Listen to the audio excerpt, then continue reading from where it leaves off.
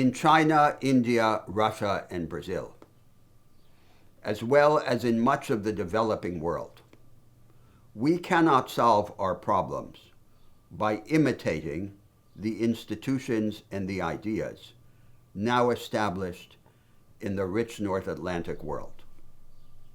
The project of the Atlantic elites on both sides of the Atlantic today is to reconcile European-style social protection with American-style economic flexibility within the limits of the institutional and ideological compromise established after the Second World War in the last century. This framework is incapable of allowing the North Atlantic countries themselves to solve their fundamental problems today. How then can we expect the framework to allow us to solve our much larger problems? Consider 5 sets of problems that lie beyond the frontiers of the present institutional and ideological settlement in the North Atlantic world. Each of them would require innovations that go beyond the boundaries of the existing framework. The first problem, the one that lies right at the surface of political debate in these countries, is the need to enhance the quality of public services. After all, the major historical achievement of European social democracy was its massive investment in people. Public services make capable people. But what do we have in the world today by way of the provision of public services? We have low-quality, standardized public services supplied by the bureaucratic apparatus of the state. And the only alternative to this bureaucratized provision of low-quality public services appears to be the privatization of public services in favor of profit-driven firms. What we need and do not have is the action of the state to engage independent civil society as a partner of the state in the competitive and experimental provision of public services as the best way of enhancing their quality. A second problem in these societies is the relation of finance to the real economy. Finance under the current arrangements is largely indifferent to the real economy in good times. The production system finances itself on the basis of the retained and reinvested earnings of private firms. And thus, finance becomes a threat to the real economy in bad times. The financial instability contaminates and undermines the real activity. What we need and do not have are a series of innovations that would enlist finance in the service of production. Tax and regulatory changes that would discourage financial activity that makes no plausible contribution to the expansion of output or the enhancement of productivity. And innovations in the channels that would direct long-term saving to long-term productive investment and not allow the vast productive potential of capital to remain dormant in these pension systems. A third problem is the hierarchical segmentation of the economy that has been aggravated by a change in the style of production. There is a new economy that is premised not simply on an accumulation of technology, capital, and knowledge, but above all, on a series of advanced practices of productive experimentalism that transform production into a practice of permanent innovation. The trouble is that this productive vanguardism remains isolated in vanguards weakly linked to the rest of the national economy.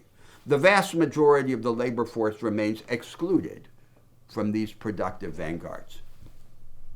We would therefore need a whole repertory of arrangements governing the relations between governments and firms, especially small and medium-sized firms, as well as the relations among firms.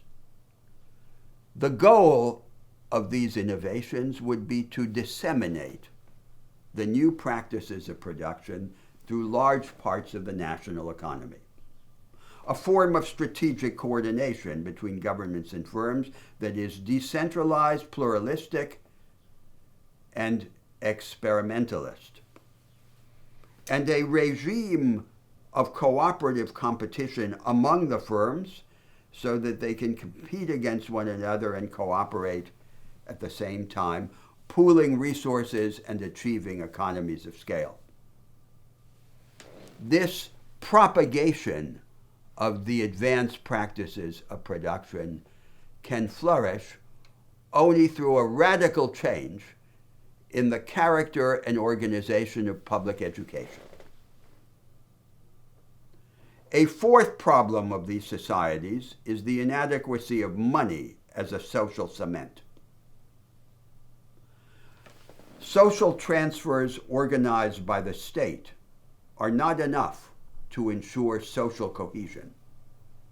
The only adequate practical basis of social solidarity is direct responsibility of people to take care of other people in need outside the boundaries of their own families. Social service, and not simply money transfers. And the fifth problem is the inability of democratic politics as it is now organized in the North Atlantic world to diminish the dependence of change on crisis. What we have are low-energy democracies. Low-energy democracies that inhibit the political transformation of society. And what we need are democracies that heighten the level of popular engagement in political life, that rapidly break impasse between the political branches of government to facilitate the repeated practice of structural reform, and that exploit the potential of federalism to generate counter-models of the future. And all the while, as we broaden the space for experiment and contestation, we must preserve the power of central decision so that society can take a bold path into the future.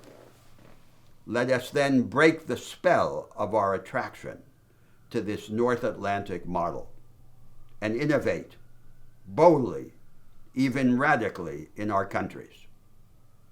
We cannot do so without ideas.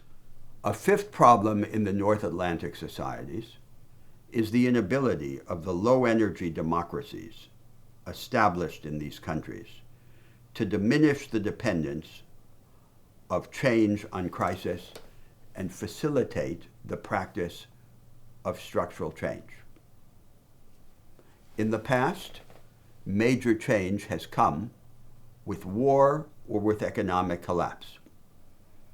As total wars are mercifully absent, and economic collapse can be prevented through the counter-cyclical management of the economy, we must not depend on trauma to make transformation possible. We need high-energy democracies, democracies that heighten the level of organized popular engagement in public life, that permit the rapid resolution of political impasse through the involvement of the general electorate, for example, through comprehensive programmatic plebiscites or early elections, and that exploit the experimentalist potential of the federal regime to create countermodels of the future.